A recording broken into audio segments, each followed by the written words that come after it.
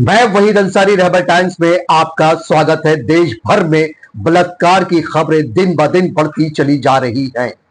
लोगों की मानसिकता इतनी गंदी हो चुकी है कि वो 3 साल की बच्ची हो या 80 साल की बुजुर्ग महिला, ये दरिंदे यहां तक कि ऐसे हवस के भेड़िए मन बुद्धि बच्चियों को भी नहीं छोड़ते। जी हां, ऐसा ही एक मामला मुमरा कौसा देवरीपाड़ा धूमचाल की बच्ची के साथ पेश आया।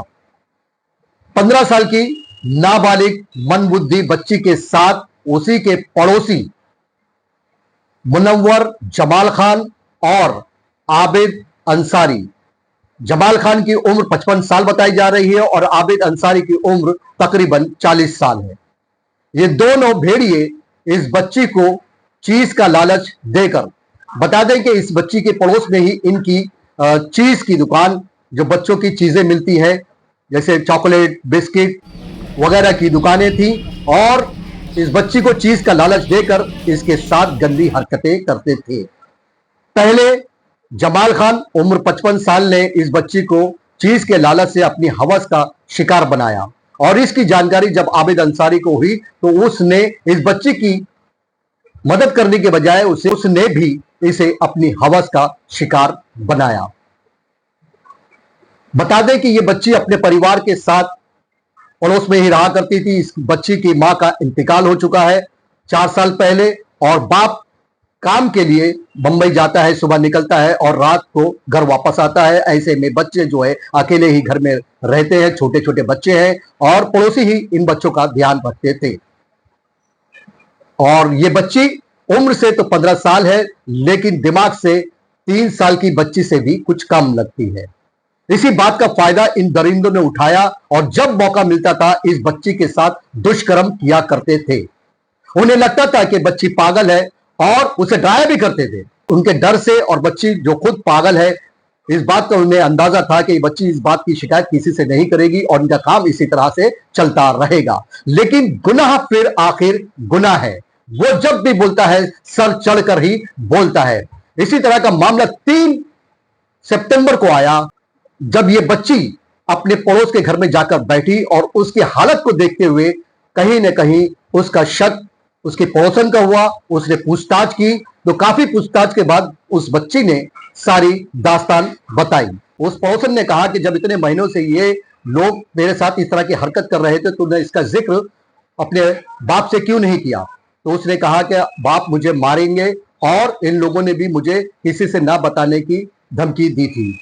जिसके बाद ये मामला जो है टूल पकड़ा। इस पड़ोसन ने और पड़ोसियों को इस बात का जिक्र करा, जिसके बाद सारे पड़ोसी ने मिलकर कल यानी 5 सितंबर को इन दोनों को घेरा, इनसे बातचीत की और इनसे पूछताछ की गई। तब इन्होंने अपना गुनाह कबूल कर लिया। ये मामला समाज सेवक अनीस कुरैशी और उनकी पूरी टीम के सामने आया, जिसके बाद ये लोग इस बच्ची को इंसाफ दिलाने के लिए मुमरा पुलिस स्टेशन पहुंचे, जहां पर पूरी कार्रवाई की गई। सुबह 12 बजे ये सभी लोग, पड़ोसी और अनीस कुरैशी साहब और उनकी पूरी टीम मुमरा पुलिस स्टेशन पहुंची, जहां पर इस मामले की सुनवाई करते करते 9 बज गए। सारे मामले को सुनने के बाद उन दोनों आरोपियों को गिरफ्तार भी कर लिया गया और उस बच्ची को शिवाजी हॉस्पिटल भेज दिया गया मेडिकल की जांच करने के लिए। बच्ची मेडिकल की जांच के लिए शिवाजी हॉस्पिटल में है और इसके बाद पुलिस ने उन पर क्या धाराएं लगाई हैं वो भी हम दिखाएंगे अपनी इस खबर में। और इस बात को लेकर समाज सेविका शाहीन जी ने क्या कुछ जानकारी दी है मीडिया से बातचीत करते हुए, और पड़ोसी ने क्या जानकारी दी है वो भी दिखाएंगे अपनी इस खबर में। शाहीन आपा, अभी आप मुमरा पुलिस स्टेशन के बाहर खड़े हो। सुबह श्रीलंका परिसर में एक रेप की वारदात सामने आई थी उमरान भाई की बच्ची के साथ में। कैसा रहा आपका पूरा दिन मुमरा पुलिस स्टेशन में और क्या मामला दर्ज हुआ है, आप खुलकर बताएंगे? जी ज़रूर बताऊंगी। अस्सलाम वालेकुम। आज जो हुआ वो बहुत बेकार चीज़ हो चुकी है, शर्मनाक चीज़ है। इतनी गंदी हरकत जो हो चुकी है, जो बंदा है वो माशाल्लाह अच्छा खासा उम्र दराज इंसान है। ऐसा नहीं है कि कोई लड़का है या कुछ है उससे गलती हो गई है, ऐसा नहीं है। जो होना नहीं चाहिए था वो हो चुका है। और हम सुबह 12 बजे से यहाँ पे है, अभी जाके जो FIR होना थी वो हो चुकी है अभी भी। और वो दोनों भाड़ू थे, मतलब दो आरोपी है। 2 आरोपी है। अच्छा, क्या नाम है उनका? आरोपियों का नाम क्या है? एक आरोपी का नाम है मुनव्वर जमाल खान और एक दूसरा जो है मोहम्मद आबिद। क्या एज रहेगी उनकी? एक की मुझे लगता है 55 है। अच्छा, ये दोनों आरोपी कहाँ के रहने वाले हैं? एक बिहार का है और नहीं, यहाँ पर में कहाँ पर रहने वो लोग व्यक्ति, वो लोग जो थे वो कहाँ के रहने वाले थे, किधर रहते थे? चाल में जो छोटी सी दुकान लेके जो चीज की बैठे हैं वो भाड़े से है, वो भाड़ू थे। वो मुमरा के रहवासी है नहीं है पता नहीं है, हाँ, लेकिन वो भाड़े से रहने वाले लोग हैं। सही बात है। और दूसरा जो ये दोनों मिलके अलग अलग चीज जो किए हैं वो बच्ची के साथ, और बच्ची उतनी ये मामला कब से चल रहा था और कब ये इसका पता चला?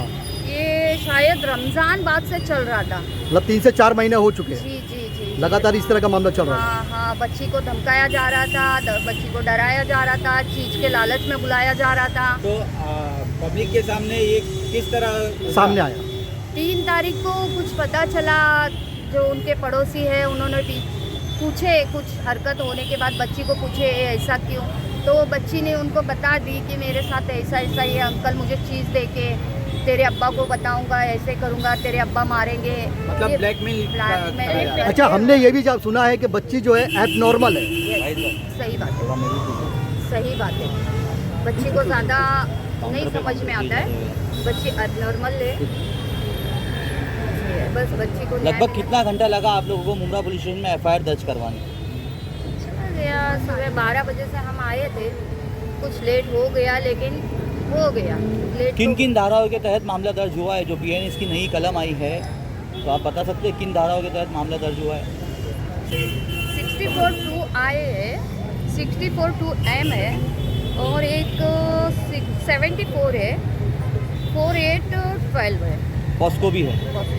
4812। प्रशासन से आपकी क्या मांग है?